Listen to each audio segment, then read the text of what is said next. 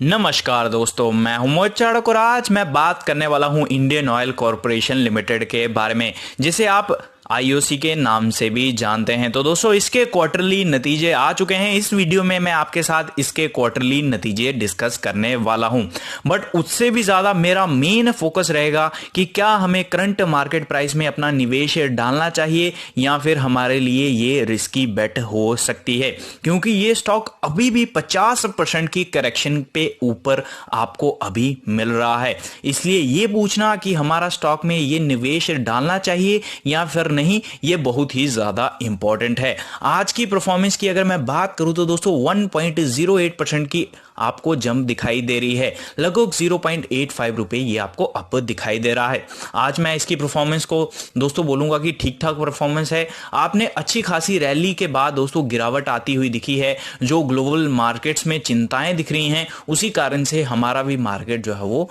आपको पिटता हुआ दिखा है। तो यहां अगर मैं आपको एक साल का चार्ट दिखाऊं तो आपको एग्जैक्टली समझ आएगा। एक साल पहले ये आपको 150 के लेवल पे मिल रहा था और आज आप देख सकते हो ये कहां पे आपको ट्रेड होता हुआ दिख रहा है।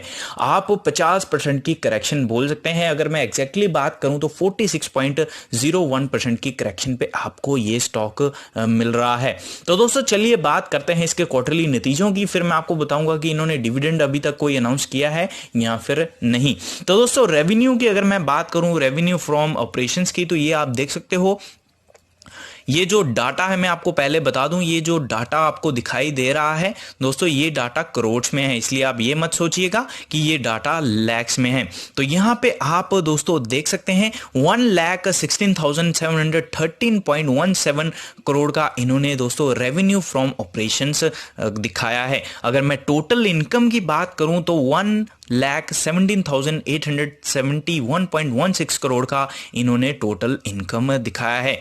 पिछले क्वार्टर की आप हालत देख सकते हैं 90,776.10 था। और अगर मैं पिछले साल पिछले क्वार्टर की बात करूं तो दोस्तों ये आप देख सकते हैं 1,35,219.28 करोड़ का इन्होंने टोटल इनकम जनरेट किया था। हालांकि आपको अच्छी खासी गिरावट दिखाई दे रही है, बट कोविड-19 के चलते और कोविड-19 के दौरान जो क्वार्टरली नतीजे हैं ये मैं फेयर मानूंगा, ये डेफिनेटली अच्छे हैं। पिछले क्वार्टर के कंपैरिजन में आप बहुत अच्छी खासी रिकवरी रेट इसमें देख रहे हैं, इसलिए आपको ज्यादा चिंता करने की इसमें जरूरत नहीं है। यहां पे मैं बोलूंगा कि ये काफी ज्यादा पॉजिटिव है। उसके बाद टोटल एक्सपेंसेस की अगर मैं बात करूं तो यहां पे आप इनके एक्सपेंसेस देख सकते हैं।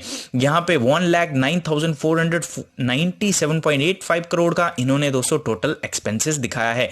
पिछले क्वार्टर में आप देख सकते हैं 87,792.72 था। और पिछले साल पिछले क्वार्टर की अगर मैं बात करूं तो यहां पे भी आप दोस्तों देख सकते हैं।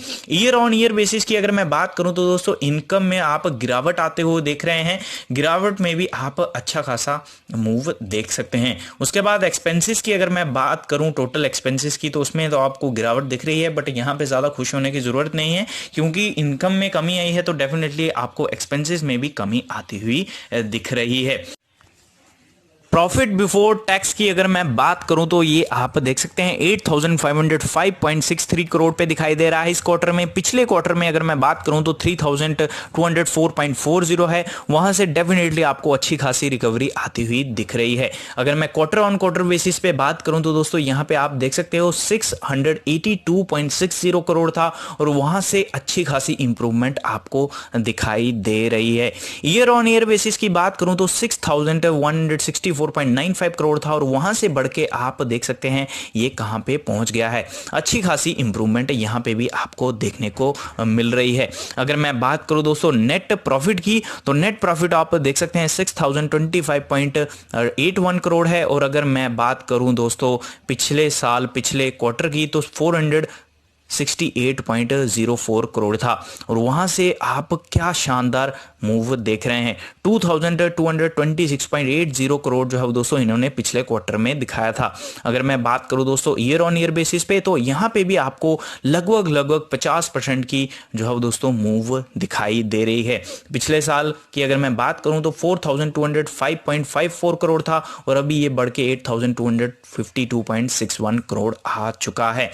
तो दोस्तों अभी बात बात करते हैं मुद्दे की जिसके ऊपर हमारा बात करना बहुत ही ज़रूरी है कि क्या हमें करंट मार्केट प्राइस में निवेश अपना इसमें डालना चाहिए या फिर हमारे लिए ये रिस्की बेट होगा। तो दोस्तों पहले मैं आपको बता दूं कि ये एक पीएसयू कंपनी है, इसलिए यहाँ पे अगर आप बेट लगाएंगे तो हो सकता है कि आपको प्राइवेट कंपनी की तरह मल्टीबैगर रिटर्न्स कमा के ना दे, बट यहाँ से आपके लिए खोने को कुछ नहीं है, यहाँ से आपको अच्छा खासा मूवमेंट ही मिलेगा। एट लीस्ट आपको 20% के रिटर्न्स करंट मार्केट प्राइस से मिलने चाहिए। जो सेफ सीकर्स हैं, जो डिविडेंड लवर्स हैं, उनके लिए ये स्टॉक एक अच्छे प्राइस पे अभी ट्रेड कर रहा है। आपने देखा होगा रिसेंटली पीएसयूज बहुत ही गंदा परफॉर्म किए हैं, बट मार्केट में भाव ही सबसे ऊपर होता है। और दोस्तों जिस तरह से क्रूड ऑयल के प्राइसेस गिरे हैं, जिस तरह से दोस्तों अभी प्राइवेट व्हीकल्स चल रहे हैं, आप मार्केट में देखोगे कि मैक्सिमम जो व्हीकल्स हैं वो प्राइवेट चल रही हैं। इसलिए अगर आप सोच रहे हैं कि ऑयल का डिमांड नहीं है तो ये आपकी गलत फहमी है। डेफिनेटली आपको अगले क्वार्टर में पूरा क्लियर होगा कि आप जो सोच रहे थे वो सही था या फिर गलत। मेरी माने तो यहाँ पे आपको इस स्टॉक को ले लेना चाहिए अगर आपने अभी तक नहीं लिया है। बजाय मैं आपको बता देता हूँ, पहला पीएसयू कंपनी है, यहाँ से डूबेगा नहीं। जिसके लिए आप ज़्यादा सोचते हैं कि मेरा पैसा डूब जाएगा, पीएसयू कंपनी में पैसा लगाने का कोई फ़ायदा नहीं, डेफिनेटली नहीं आपका डूबेगा। दूसरा सवाल ये होता है कि यार मैं ले तो लूं बट ये रिटर्न्स कमा के नहीं देता। तो दोस्तों हर समय ऐसा नहीं होता है, सेक्टर वाइज हर स्टॉक चले हैं और मुझे लगता है पीएसयू का टाइम अभी आने वाला है और आपको अच्छे खासे रिटर्न्स यहां से कमा के देंगे।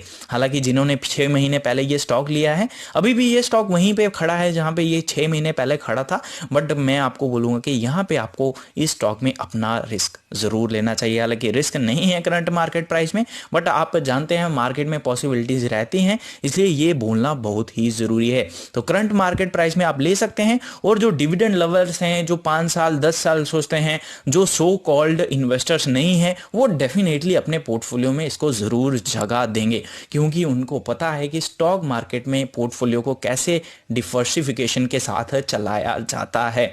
तो पीएसयू स्टॉक्स भी आपके पोर्टफोलियो में जरूर होने चाहिए।